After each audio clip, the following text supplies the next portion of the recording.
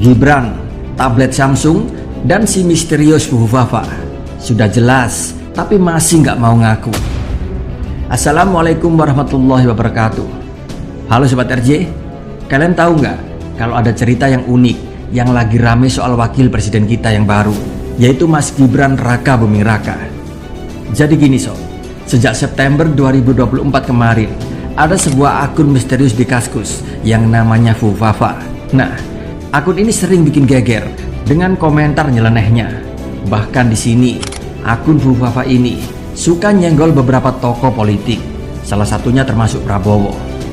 Uniknya, di sini banyak yang percaya kalau akun ini tuh punya hubungan erat sama Gibran Raka Buming Raka, yaitu putra sulung Pak Jokowi, atau malah ya mungkin si Gibran sendiri. Segala macam bukti-bukti valid telah netizen kemukakan di media sosial, mulai dari postingan yang sama antara Fufufafa dan Chilipari. Nomor HP yang diduga milik Gibran terdaftar di akun Fufufafa. Dan di sini banyak sekali netizen yang melakukan investigasi secara digital. Akhirnya pun banyak pula bermunculan bukti-bukti yang mengarah ke Gibran. Bahkan sampai akun GoPay yang terdaftar atas nomor HP yang diduga milik Gibran dibongkar oleh netizen. Ini ada berita, katanya ada yang nyoba transfer ke akun Fufufafa terus katanya Gibran. Coba yuk, bener gak?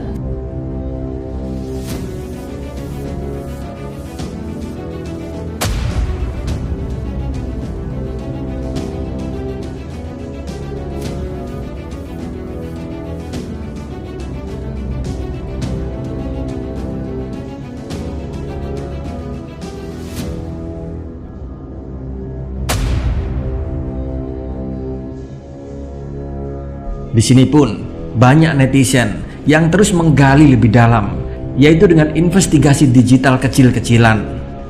Dan akhirnya mereka menemukan bahwa akun Fufufafa dan akun bisnis Gibran, yaitu Chilipari, punya kebiasaan yang sangat begitu mirip.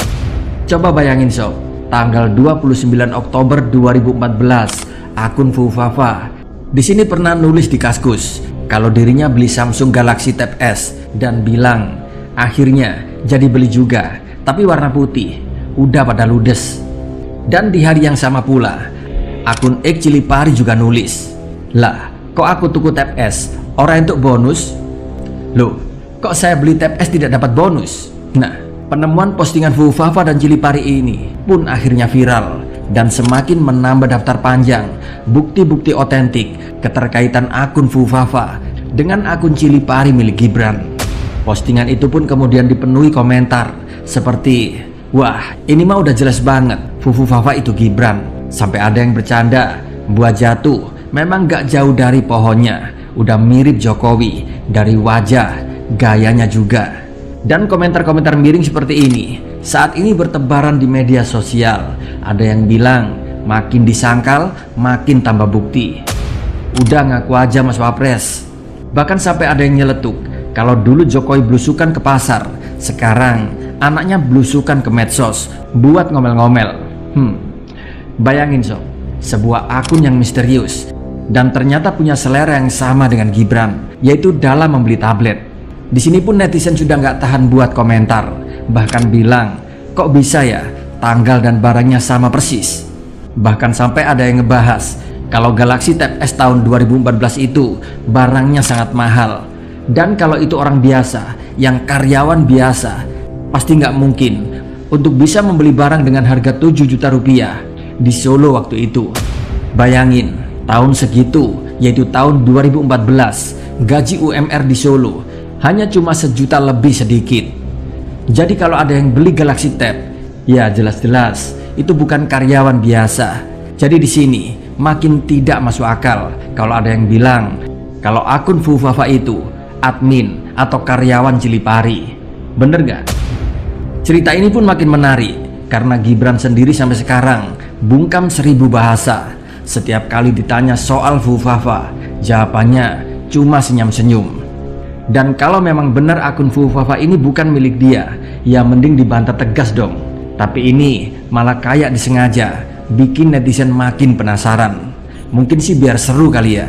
Tapi kalau dipikir-pikir sih, apa nggak aneh ya? bukannya sebagai pejabat publik.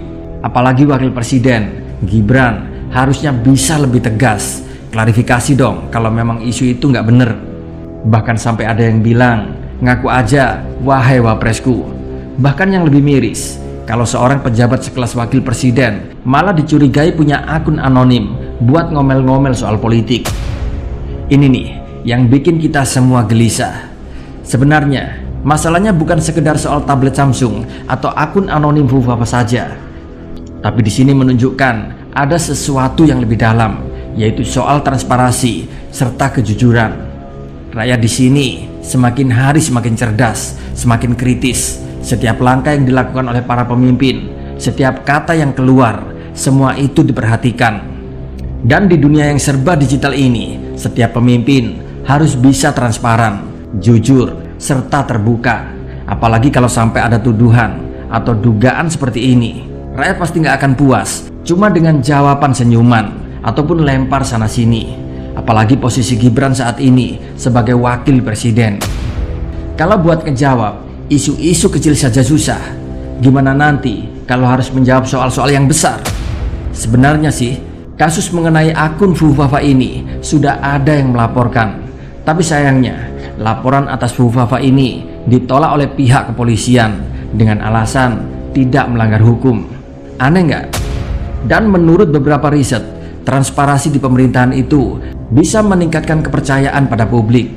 Bahkan data dari Transparency International telah menunjukkan bahwa negara-negara dengan pemimpin yang terbuka dan pemimpin-pemimpin yang transparan biasanya punya tingkat kepercayaan publik yang tinggi dan masyarakatnya akan jadi lebih sejahtera. Cuma hal ini sangat begitu berbeda dengan di negeri Konoha. Seorang pemimpin yang terbukti suka berbohong, selalu inkonsisten dalam ucapan. Di sini malah sering mendapat simpati rakyatnya.